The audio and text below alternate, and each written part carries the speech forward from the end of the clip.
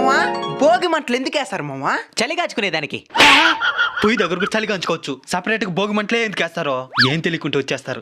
ఆయన వదిలి మావా, ఆయన దానికి పనికిరాడా. నువ్వు చెప్పు మావా, భోగి మంటలు ఎందుకు వేస్తారు? భోగి పండగ కాబట్టి. పనికి మళ్ళీ బ్యాచ్ అంతా ఈయనే ఉండదు కదరా. భోగి మంటలు మాట్లాడుతున్నాయిరా. ఆశ్చర్యపోయింది సాలే. చిన్నప్పటి నుంచి చేసుకున్నారు భోగి పండగ. భోగి పండగ అంటే ఏంది తెలీదా? అంటే అది ఎవరు అర్థమయ్యే విధంగా చెప్పలేదు మా. సరే నేనే చెప్తాను, నేనండి. సరే మా. సంవత్సరానికి 12 నెలలున్నట్టు 12 రాశులు కూడా ఉంటాయి. అవును, నాది సింహరాశి.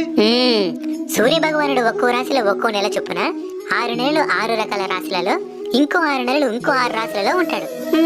కర్కాటక రాశి నుండి ధనుర్రాశి వరకు సూర్యుడుండే 6 నెలల సమయాన్ని దక్షిణాయనం అంటారు. మకర రాశి నుండి మిథున రాశి వరకు ఉండే 6 నెలల సమయాన్ని ఉత్తరాయణం అంటారు.